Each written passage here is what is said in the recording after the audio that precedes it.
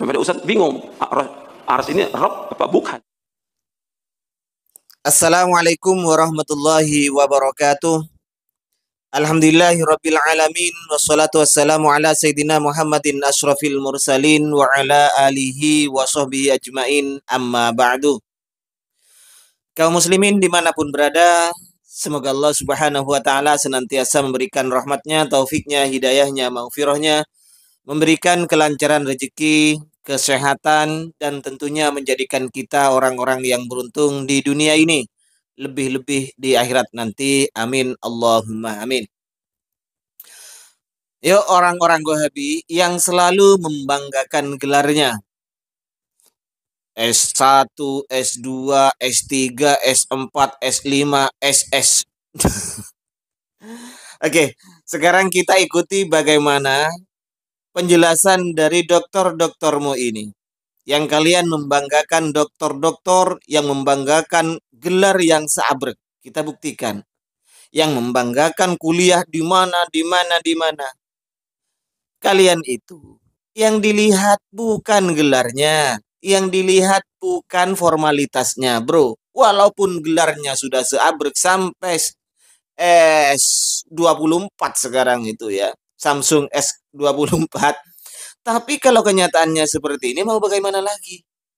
Oke, sekarang kita ikuti bagaimana doktermu cara membahas masalah ini. Ayo kita buktikan.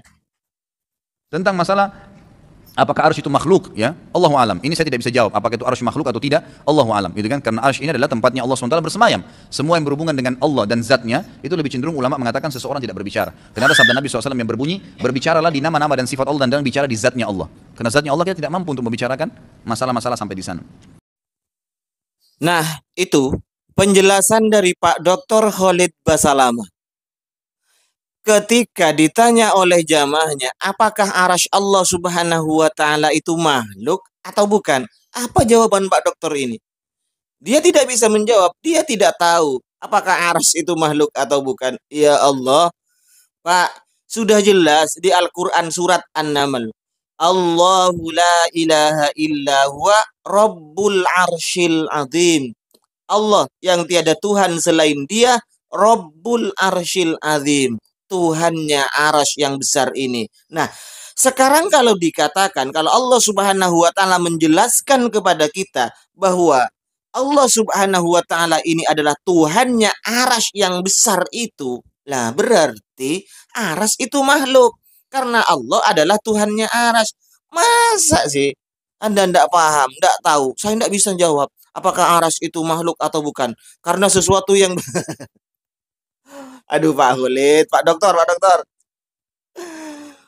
Aduh. Oke, sekarang bagaimana penjelasan dari Pak Ustadz Yazid Jawas? Ini biasa ya, antara Pak Dokter Khalid Basalamah dengan Pak Yazid Jawas sering serang. Beberapa kali itu sudah. Kadang Pak Yazid Jawas mengatakan seperti ini, kadang Pak Dokternya mengatakan seperti itu. Ada Ustadz seperti ini, saling singgung. Oke, sekarang bagaimana penjelasan Pak Yazid Jawas menanggapi penjelasan atau jawaban dari Pak Dr. Khalid Basalamah ini? Dan Allah istiwa di atas arsy. Dan arsy ini adalah makhluk. Nah, ada Ustaz mengatakan arsy itu nggak tahu makhluk atau bukan. Ini makhluk. Allah Rabbul arsyil azim. Allah Rabb arsy yang maha agung. Rabb itu cuma satu Allah. Berarti seluruhnya yang ada di langit dan bumi semuanya adalah makhluk. Sampai ada Ustaz bingung. Arsy ini Rabb apa bukan? Makhluk atau bukan? Dia makhluk. Paling nggak belajar. Ini Ustaz nih, nggak belajar akidah. Sampai arsy nggak tahu. Arsy betul makhluk Allah yang paling besar. Dari seluruh makhluk ini yang paling besar arsy Allah. Langit yang 7, bumi yang 7 kecil. Kalau diumpamakan arsy itu seperti tanah padang pasir yang sangat luas, 7 langit 7 bumi seperti gelang yang dilemparkan di tengah padang pasir.